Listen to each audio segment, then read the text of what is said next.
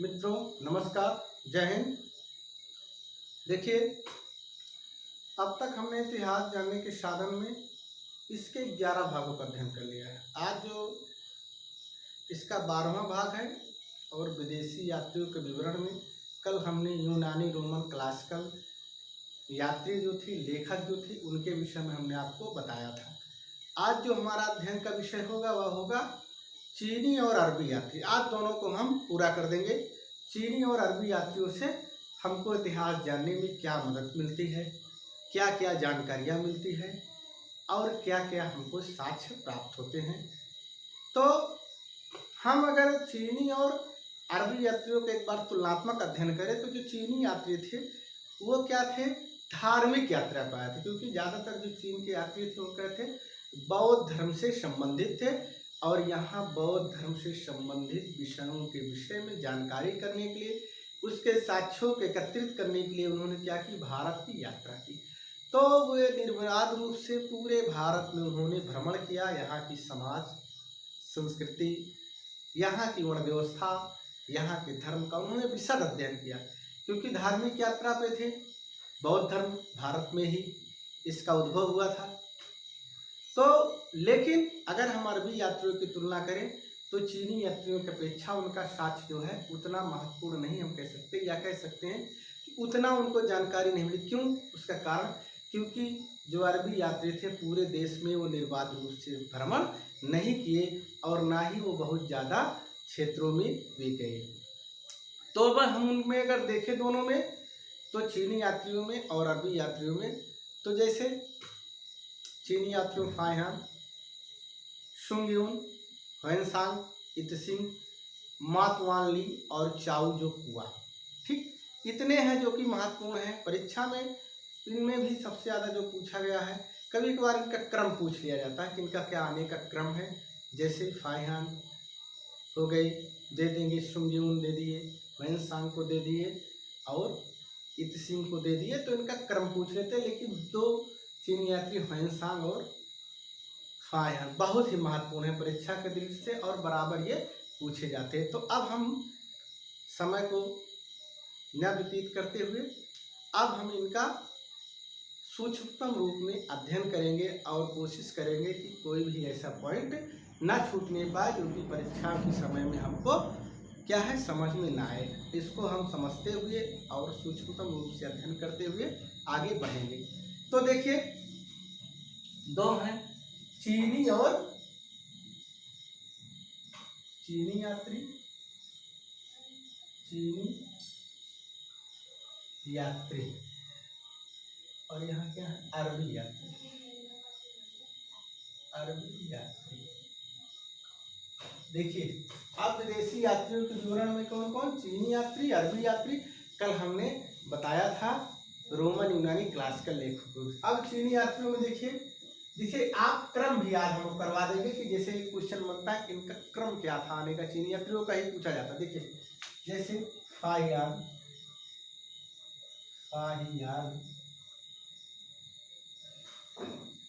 उसके बाद शुंगयुन,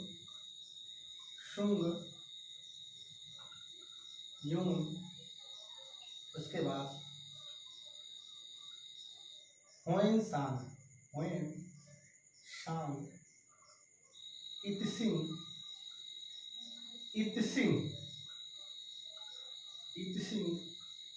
मातवानली,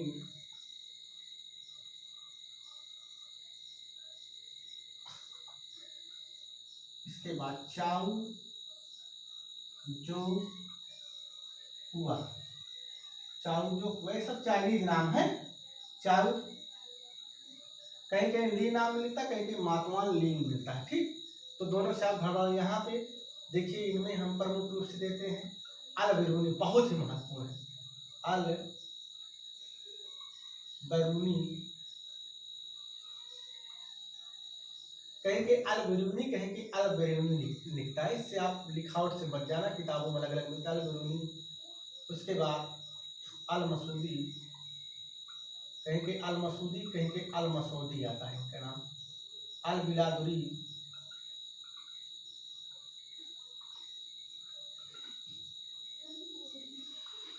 फरिश्ता,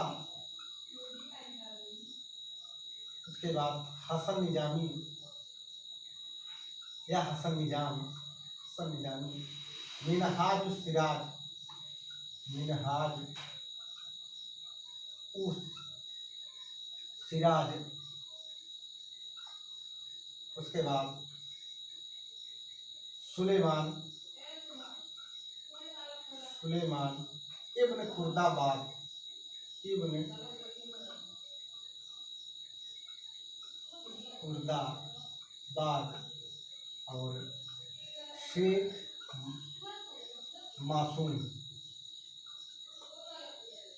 अब देखिए इनमें हमने क्या देखा, चीनी यात्रियों की अरबी यात्री हैं जिनके विषय में क्वेश्चन बनता है। इसमें भी देखिए सबसे जो महत्वपूर्ण है कौन है, अल-बरूनी जी। देखिए अब यहाँ हम देखते हैं सबसे महत्वपूर्ण कौन है, अल-बरूनी जी।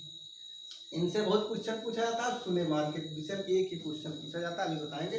तो सबसे पहले हम चीनी यात्रियों का अध्ययन करेंगे। इसको इन यात्रियों को आप लिख लीजिए, ठीक। इनका नाम देखिए, चीनी यात्रियों में पहला कौन है, फाहियान। फाहियान जो है 375 से 415 ईस्वी, याद बहुत पूछा जाता है किसके शासनकाल में आए थे। तो एक शासक से चंद्रगुप्त द्वितीय विक्रमादित्य गुप्त वंश के, उन्हीं के शासनकाल में फाहियान 375 से 415 ईस्वी में भारत आए थे। चंद्रगुप्त द्वितीय विक्रमादित्य, एक गुप्तवंशी शासक, बहुत ही प्रतापी शासक है। विक्रमादित्य के शासनकाल देखिए। अब इनसे क्या जानकारी मिली, इनके बचपन का नाम कुंड था। देखिए बहुत बार पूछा जाता है कि फाहियान के बचपन का क्या नाम था, तो इनके बचपन का नाम क्या था, कुंड था। इसको भी आप जान लीजिए, बचपन का नाम कुंड, ठीक। अब देखिए फाहियान 375 से 415 ईस्वी में पूछा जाता है। और अभी जो इस समय वस्तुनिष्ठ परीक्षा हो रही, डॉक्टर राम मनोहर लोहिया अवध विश्वविद्यालय में BA प्रथम 2 साल से हो रही है, लगातार पूछा जाता है फाहियान किसके दरबार में आए थे, कि किस वंश के समय में आए थे। इनके बचपन का नाम भी पूछा गया था। तो देखिए चंद्रगुप्त द्वितीय विक्रमादित्य के दरबार में आते हैं 375 से 415 ईस्वी। अब ये वर्णन क्या करते हैं, कहते हैं कि मध्य देश का वर्णन करते हैं, कि जो मध्य देश है वहाँ के लोग बड़े समृद्ध और खुशहाल हैं। क्या कहते हैं, कि जो मध्य देश के लोग हैं बड़े ही समृद्ध और वे खुशहाल हैं। कौन वर्णन करते हैं, फाहियान। और देखिए 2-3 पॉइंट और हम आपको बता दें चीनी विषय में, ये हो गया। तो अब इसके बाद आते हैं सुंग्यून, ठीक। लेकिन एक चीज जान लीजिए, क्वेश्चन देखिए, इसको आगे से पहले ही जान लीजिए, इसको हम थोड़ा रोकते हुए बता रहे हैं कि जो चीनी यात्री हैं वो भारत को किस नाम से जानते हैं, इंतु, लिख लीजिए, पूछा जाता, बहुत महत्वपूर्ण है। चीनी यात्री भारत को, चीनी यात्री भारतीयों को क्या कहते हैं, इंतु। क्या कहते हैं, इंतु। अब भारतीयों के नाम को क्या कहते हैं, भारतीयों को चीनी यात्री इंतु नाम से संबोधित करते हैं। भारत के निवासियों के भारतीयों को किस नाम से, इंतु नाम से, या चीनी यात्री जो है भारतीयों को संबोधित करते हैं। तो ये हो गए फाहियान, समझ में आ गया होगा। उसके बाद है सुंग्यून। देखिए सुंग्यून क्या है, ये 518 ईस्वी, कब आए थे, 518 ईस्वी में भारत आए थे, भारत में आए थे, ठीक। अब ये 518 ईस्वी में आते हैं, 3 साल रहते हैं। इनके विषय में हमको जो जानकारी मिलती है सिर्फ ये क्या है, बौद्ध ग्रंथों के साक्ष्यों को ही 3 साल तक एकत्रित करते हैं। हमने पहले बताया कि जो चीनी यात्री आते हैं भारत में, वो क्या है, बौद्ध धर्म के विषय में जानकारी प्राप्त करने के लिए, क्योंकि बौद्ध धर्म के अनुयायी थे, उसलिए वो भारत की यात्रा करते। अब ये तो दोनों हो गए। अब इसके बाद है ह्वेनसांग। देखिए ह्वेनसांग बड़े ही बहुत ज्यादा, इनको चीनी यात्रियों का राजकुमार भी कहा जाता है। ह्वेनसांग को क्या कहा जाता है, चीनी यात्रियों का राजकुमार। चीनी यात्रियों का राजकुमार पूछा जाता है, चीनी यात्रियों का राजकुमार किसे कहा जाता है, तो ह्वेनसांग को चीनी यात्रियों का राजकुमार भी कहा जाता है। और ये किसके दरबार में आए थे, एक पुष्पभीत वंश के शासक थे, बहुत प्रतापी शासक हर्षवर्धन। तो हर्षवर्धन के दरबार में ह्वेनसांग आए थे, कब, 629 ईस्वी में। कब आए थे? 629 ईस्वी में। 629 ईस्वी में हर्षवर्धन के दरबार में आए थे। और ये कितने वर्ष तक थे भारत में? 16 वर्षों तक। देखिए कितना लंबा इनका यहाँ ठहराव था। पूछा जाता कितने वर्षों तक, और यह भारत में 16 वर्ष तक रहे। 16 वर्ष तक रहे। भारत के विभिन्न क्षेत्रों का इन्होंने लगभग जितने बौद्ध धर्म से संबंधित स्थल थे सबका इन्होंने विशद अध्ययन किया, भ्रमण किया। और 6 साल तक ये नालंदा विश्वविद्यालय में अध्ययन किए। 6 वर्ष तक कहाँ अध्ययन किए? 6 वर्ष तक नालंदा विश्वविद्यालय में अध्ययन किया। देखिए नालंदा विश्वविद्यालय की स्थापना किसने की थी? गुप्तवंशी शासक कुमारगुप्त प्रथम ने। पूछा जा सकता है, तो आप जानते रहिए नालंदा विश्वविद्यालय की स्थापना किसने की थी? गुप्तवंशी शासक कुमारगुप्त प्रथम ने। इसकी स्थापना किसने की थी? कुमारगुप्त प्रथम ने। और छोटा है, कुमारगुप्त प्रथम ने नालंदा विश्वविद्यालय की स्थापना की थी। नालंदा विश्वविद्यालय की स्थापना की थी। देखिए अब इतना समझ लीजिए, फिर इसको मिटा दें तब बढ़ेंगे। पहली चीज देखिए, फाइहान कब आया था? 375 ईस्वी से 415 ईस्वी में वह आया था। किसके शासनकाल में वह आया था? याद करते चलिए हमारे साथ में आप। तो आया था चंद्रगुप्त द्वितीय विक्रमादित्य के शासनकाल में। अब उसके बचपन का नाम हमको कुंड मिलता है, जो कि पूछा जाता है अक्सर। और यह जो इसकी विशेषता इसने बताया कि मध्य देश के लोग क्या थे? बड़े ही समृद्ध थे। मध्य देश के लोग कैसे थे? बहुत ही समृद्ध थे और बड़े ही खुशहाल थे। कौन बताता है? फाइहान। उसके बाद आए थे यात्री शुंगजुन 518 ईस्वी में। यह 3 साल तक भारत में थे और भारत में विभिन्न बौद्ध ग्रंथों की प्रतियों को क्या किया? एकत्रित किए। ठीक समझ में आया? इसके बाद ह्वेनसांग। देखिए ह्वेनसांग 629 ईस्वी में हर्षवर्धन के शासनकाल में आते हैं और भारत में 16 वर्षों तक थे। कितने वर्ष? 16 वर्ष तक इन्होंने भारत में रुककर यहाँ की संस्कृति, यहाँ का धर्म, सबका इन्होंने बड़ा ही विशद अध्ययन किया। और 6 वर्ष तक इन्होंने नालंदा विश्वविद्यालय में अध्ययन किया। 6 वर्ष तक कहाँ में अध्ययन किया? नालंदा विश्वविद्यालय में, जिसकी स्थापना कुमारगुप्त प्रथम गुप्तवंशी शासक ने भी हमने बताया स्थापना की थी। ठीक, अब 629 ईसा पूर्व ईस्वी में आ जाते हैं। सॉरी, ईसा पूर्व नहीं, इसमें आ जाते हैं और भारत के एक एक क्षेत्रों में यह भ्रमण करते। कौन? हर्षवर्धन। इनको क्या है? सॉरी, हर्षवर्धन नहीं, ह्वेनसांग। अब इनको चीनी यात्रियों में राजकुमार कहा जाता है। इनके विषय में और कुछ चीजें जान लीजिए। इनका जो यात्रा वृत्तांत उसको क्या कहा जाता है? ह्वेनसांग के यात्रा वृत्तांत को क्या कहा जाता है? सीयूकी। इसमें मिलता है सीयूकी में। इनके यात्रा वृत्तांत कहाँ से हमको प्राप्त होते हैं? सीयूकी। और इनके एक दोस्त हैं, मित्र हैं, संबंधी हुइली। कौन है? इनके एक संबंधी हैं हुइली। पहले इसमें आप इसको हम मिटा दे रहे हैं, इधर का आप लिख लीजिए। ठीक,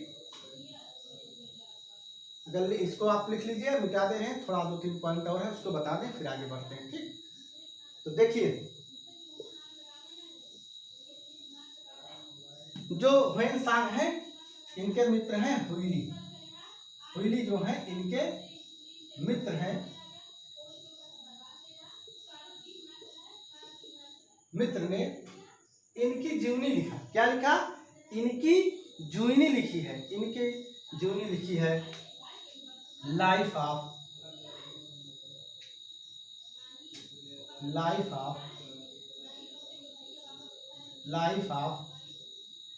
ह्वेन Tsang. Life of Hiuen Tsang किसने लिखी है? टीसॉन्ग, इनके मित्र हुइली ने। किसके ऊपर? यह जो लिखा है इन्होंने ह्वेनसांग के ऊपर, इतना ह्वेनसांग के विषय में पूछा जाता है। ठीक, अब इसके बाद है इत्सिंग। देखिए इत्सिंग 7वीं शताब्दी में कब आते हैं भारत में? 7वीं शताब्दी ईस्वी में आते हैं। देखिए बहुत ज्यादा इनके विषय में पूछा नहीं जाता है। और इन्होंने 2 विश्वविद्यालयों के विषय में उल्लेख किया है, नालंदा विश्वविद्यालय और नालंदा विश्वविद्यालय और विक्रमशिला विश्वविद्यालय का इन्होंने उल्लेख किया। और भारत की सामाजिक आर्थिक सांस्कृतिक दशा का, भारत की दशा का इन्होंने भारत की दशा का वर्णन किया है। अब मातवान ली जो है, मातवान ली या मातवान ली जो है, इनके विषय में क्या है? इनके विषय में हर्षवर्धन के पूर्वी अभियान के विषय में सूचना मिलती है। किसके विषय में सूचना मिलती है? हर्षवर्धन के पूर्वी अभियान के, हर्षवर्धन के पूर्वी अभियान के विषय में, पूर्वी अभियान के विषय में सूचना मिलती है। हर्षवर्धन के पूर्वी भारत के अभियान के विषय में सूचना मिलती है, के विषय में सूचना मिलती है, पूछा जाता है। उसके बाद चाउ जोकुआ, चोल वंश के विषय में पूछा जाता है। किस चीनी यात्री से हमको चोल वंश के विषय में जानकारी मिलती है? तो चाउ जोकुआ, चोल वंश के विषय में जानकारी, चोल वंश के विषय में जानकारी, देखिए अब एक बार हम पुनः दोबारा आपको फिर से एक बार हम पूरा बताएंगे, तो क्योंकि ताकि आप वीडियो देखते देखते याद कर लें। हमारा यही लक्ष्य है कि कितना ज़्यादा आपको परीक्षा हाल में हम मुझसे पढ़ाए हुए क्वेश्चन आते हैं तो आप सफल होते हैं, ये हमारा उद्देश्य है। तो उसके लिए क्या है, हमको चाहे जो मेहनत करनी पड़ेगी हम मेहनत करेंगे, कोशिश करेंगे कि अपना 100% देने के लिए। देखिए अब चीनी यात्रियों में हमने देखा फाइहान के विषय में फिर बता दे रहे हैं। 375 से 415 ईस्वी में चंद्रगुप्त द्वितीय विक्रमादित्य के दरबार में आए थे। ठीक, उसके बाद इनके बचपन का नाम हमने बताया कुंड। ठीक, और ये मध्य देश का वर्णन करते कहते हैं कि वहाँ की जनता बड़ी ही खुशहाल थी, समृद्ध थी। उसके बाद शुंग 518 ईस्वी में आते हैं। 3 वर्ष तक वह भारत में रुककर विभिन्न बौद्ध ग्रंथों की प्रतियों को एकत्रित करते हैं। ठीक, उसके बाद ह्वेनसांग को चीनी यात्रियों का राजकुमार कहा जाता है। 629 ईस्वी में हर्षवर्धन के शासनकाल में आते हैं। कब कितना दिन रहते हैं? भारत में 16 वर्ष रहते हैं। ठीक, 6 वर्ष इन्होंने नालंदा विश्वविद्यालय में अध्ययन किया था। नालंदा विश्वविद्यालय की स्थापना कुमारगुप्त प्रथम ने की थी। ठीक, समझ में आया? उसके बाद इनके विषय में बहुत कुछ है, अभी हम कभी जब हर्षवर्धन को पढ़ाएंगे तो उसमें और विस्तार से इनके विषय में आपको बताएंगे, ह्वेनसांग के विषय में। ठीक, अब इसके बाद आते हैं इत्सिंग क्या है? यह नालंदा और विक्रमशिला विश्वविद्यालय के विषय में बताते हैं। 7वीं शताब्दी में आते हैं। ठीक, 7वीं शताब्दी के अंत में, जान लीजिए 7वीं शताब्दी के अंत में आते हैं और भारत की दशा कौन है? उसके बाद मातवाली जो है, ये कौन है? ये हर्षवर्धन के पूर्वी भारत के अभियान के विषय में इनसे हमको सूचना मिलती है। उसके बाद चाउ जोकुआ, इनसे हमको चोल वंश के विषय में जानकारी मिलती है। ठीक, समझ में आया? इतना क्लियर हो गया हो, इसको आप लिख लीजिए। अब इसके बाद हम इधर बताएंगे आपको अरबी यात्रियों में। देखिए अरबी यात्रियों में पहले हमने बता दिया, सबसे जो महत्वपूर्ण है वह है, सबसे महत्वपूर्ण है इसमें अल-बरूनी। देखिए अल-बरूनी कहाँ का निवासी था? ख्वारिज़म खीवा में इसका जन्म 973 ईस्वी में। ठीक, कब इसका जन्म हुआ था? 973 ईस्वी में ख्वारिज़म या खीवा में इसका जन्म हुआ था। इसका जन्म कब हुआ था? 973 ईस्वी में ख्वारिज़म खीवा। ठीक, अब इसकी विद्वता से प्रसन्न होकर जो खीवा का शासक था वह अपने यहाँ इनको क्या है? मंत्री अपना, खीवा का शासक मासूमी। ठीक, इनको अपना मंत्री नियुक्त कर देता है। ठीक, नियुक्त कर देता है किनको? अल-बरूनी को। ठीक, इनको अपना मंत्री कर। लेकिन अब खीवा पर कौन है? महमूद गजनवी। ठीक, एक आक्रांता था महमूद गजनवी, आक्रमण करता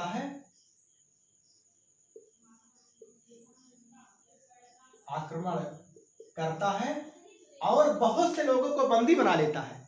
बहुत से लोगों को, ये नहीं कि अकेले इसी को, बहुत से लोगों को बंदी बना लेता है। उसी में क्या है, वह अलबरूनी को भी बंदी बना लेता। अब अलबरूनी को बंदी बनाने के बाद क्या है, अपने दरबार में महमूद गजनवी को राज ज्योतिषी के पद पर रखता है। किसके पद पर रखता है? राज ज्योतिषी के पद पर रखता है। ठीक, अब जब वह राज ज्योतिषी के पद पर रखता है, उसके बाद महमूद गजनवी के विषय में जान लीजिए कि भारत पर वह कई आक्रमण, एक एक करके 17 आक्रमण करता है। तो भारत पर जब वह आक्रमण करने के लिए आता है तो अपने साथ किसको? अलबरूनी को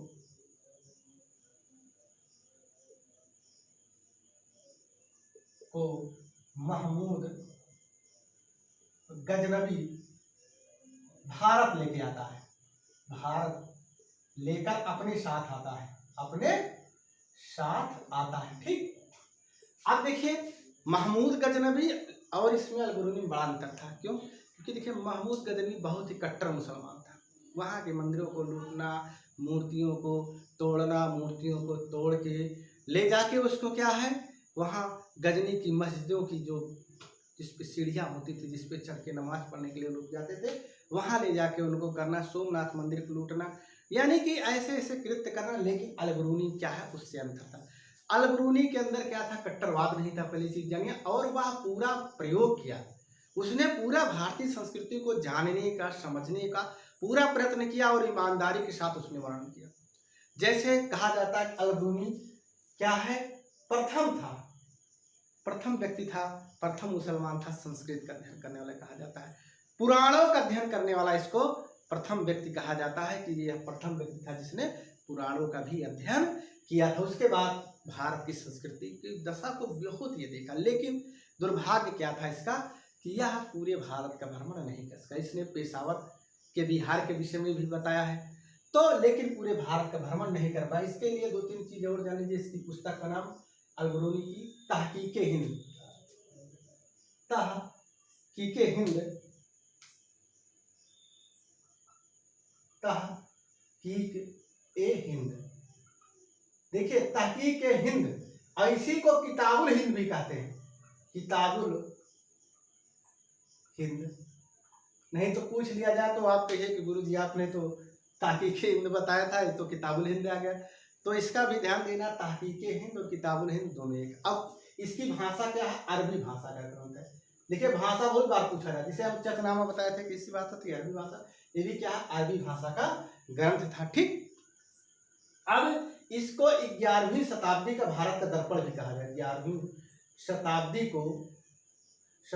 का भारत का दर्पण, इस ग्रंथ को क्या कहा जाता है? भारत का दर्पण, आईना। यानी कि 11वीं शताब्दी के भारत के विषय में अध्ययन के लिए इससे अच्छा कोई ग्रंथ नहीं है।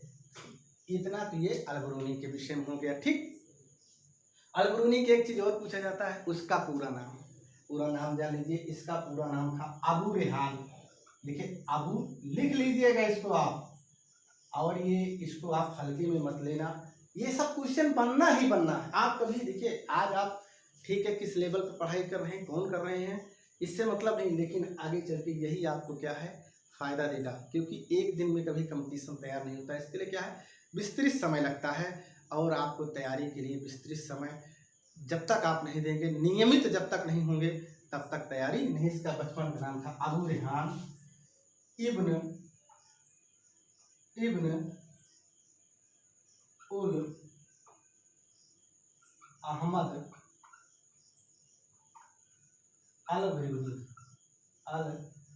अलबरूनी, कहीं की अलबरूनी आता है। ठीक, देखिए चाहे बरूनी चाहे बरूनी, इससे आप मत, अबू रेहान इब्न उल अहमद बरूनी, ये इसके क्या था, बचपन का नाम था। इसके ज्यादा और कुछ इसके विषय। अब इसके बाद अल मसूदी। ठीक, कौन है इसके बाद? देखिए रुकिए, इसको आप लिख लीजिए, मिटा दें तब बताएं, ठीक। इसको आप लिख लीजिए। देखिए एक बार दोबारा हम बता दें, याद कर लीजिए, ठीक है, दोबारा नहीं हो जाए। 973 में क्या है, ख्वारिज़म खेवा में इसका जन्म होता है। मासूमी ने इसको क्या है अपने यहाँ मंत्री बना लेते हैं। उसके बाद महमूद गजनवी वहाँ पर आक्रमण करता है, इसको बंदी बना के अपने दरबार में ले आता है और राज्योत्सव के पद पे इसको रखता है, ठीक। उसके बाद उसी के साथ ये भारत आता है, भारत का विशद अध्ययन करता है, पूर्णतया यह अध्ययन करता है। और इसकी पुस्तक का नाम किताबुल हिंद तहकीक हिंद, जो कि अरबी भाषा में है और भारत के समस्त क्षेत्रों का, पुराणों का अध्ययन करने वाला, संस्कृत का अध्ययन करने वाला। और एक चीज़ जान लीजिए, बताए नहीं थी, बता दें कि यह बताता है उसमें ब्राह्मणों की स्थिति बड़ी अच्छी थी। क्या बताता है, ब्राह्मणों की स्थिति बड़ी ही अच्छी थी। यहाँ की समाज का, यहाँ का धर्म का, दर्शन का बहुत विशद अध्ययन करता है अल-बरूनी। अब इसके बाद देखिए अल-मसूदी हैं। अल-मसूदी, इनकी पुस्तक अल-जुरूजुब इनकी पुस्तक है, उसके विषय में पूछा जाता है। अल-बिलादरी है, फरिश्ता, यह है कौन है, फरिश्ता। देखिए अल-बिलादरी से भी क्या है, भारत के समाज के विषय में, यहाँ की कैसी सामाजिक व्यवस्था थी, इसके विषय में अल-बिलादरी बताता है। बहुत ज़्यादा इसके विषय में पूछा नहीं जाता। सबसे ज़्यादा जो पूछा जाता है हसन निजामी की पुस्तक का नाम है, ठीक। हसन निजामी जो है, इनकी पुस्तक का नाम है, देखिए बता रहे हैं आपको, ताजुल मासीर। इनकी पुस्तक है कौन, ताजुल मासीर, ताजुल मासीर, जो इनकी हसन निजामी की पुस्तक। मिनहाजुल सिराज, देखिए इनकी भी पुस्तक के विषय में पूछा जाता है। तबकाते नासिरी, तबकाते नासिरी, इनकी पुस्तक है ये। मिनहाजुल सुलेमान, देखिए सुलेमान के विषय में जानेंगे, सुलेमान के विषय में पूछा जाता है। यह एक प्रतिहार वंशी शासक थे, मिहिर भोज। सुलेमान प्रतिहार वंशी शासक मिहिर भोज के दरबार में आए थे। यह पूछा जाता, बहुत बार पूछा गया है। किसके, कौन आया था मिहिर भोज के, मिहिर भोज के दरबार में आए थे,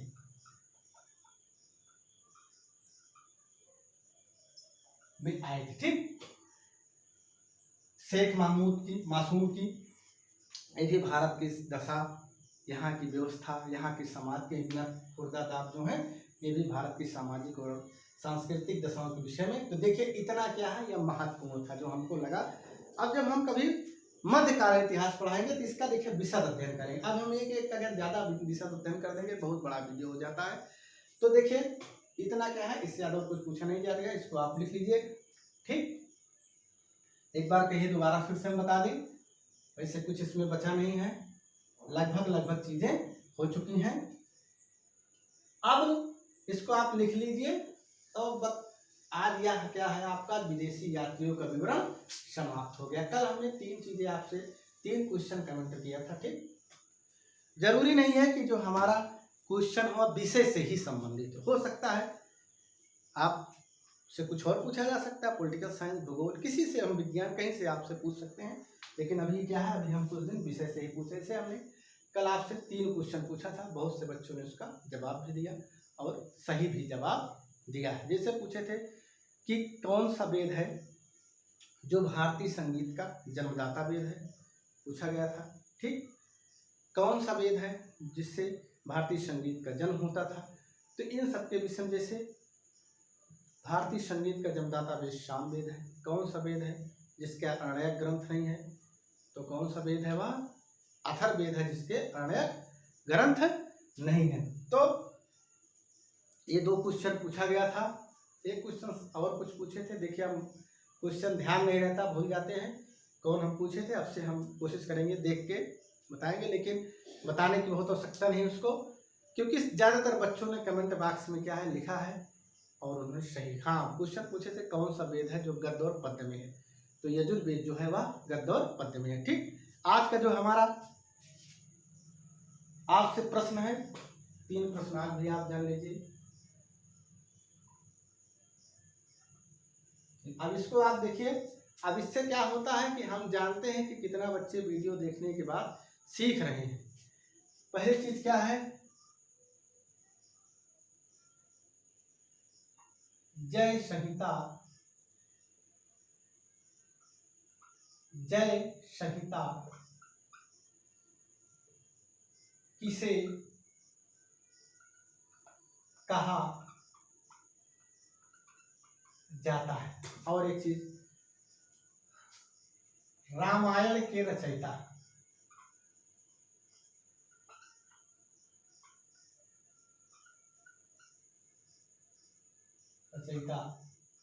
कौन है। वेदांगों की संख्या, कितने वेदांग हैं, वेदांगों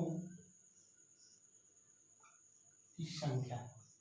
इन तीनों का आप लोग उत्तर देंगे। देखिए इसको देने का मतलब क्या है, इसी से आप वीडियो में क्या है आप याद करते चलिए। 2 3 3 2 करते करते लगभग क्या है समाप्त हो जाएगा। तो आज जो ये था विदेशी यात्रियों का विवरण समाप्त हो गया। कोई ऐसी चीज हो कि जिसको कि आपको ना समझ में आए तो आप कमेंट में दे सकते हैं।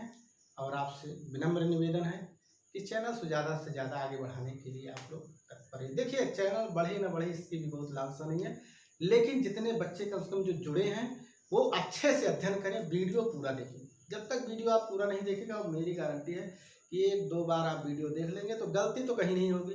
क्योंकि प्री में आप कहीं जाएंगे, वनडे एग्जाम में कहीं जाएंगे तो आपको वस्तुनिष्ठ परीक्षा मिलेगी, देखने को मिलेगी। तो जैसे हम जिस कॉलेज में पढ़ाते हैं स्वामी विवेकानंद SSPG कॉलेज में, वहाँ के बच्चे 2 साल से लगातार 100 में उनका 80-90 नंबर तक वो लेके आते हैं। क्यों? क्योंकि हम पूरी तरह से इसे उनको विशद अध्ययन करवाते हैं और एक एक चीज उनको याद करवाते हैं। तो आपसे भी आग्रह है कि आप वीडियो को पूरा देखिए। जब तक पूरा नहीं देखेंगे, और वीडियो के प्रत्येक भाग को आप देखिए, सारे भाग को देखिए, कोई भी भाग आप छोड़िए मत।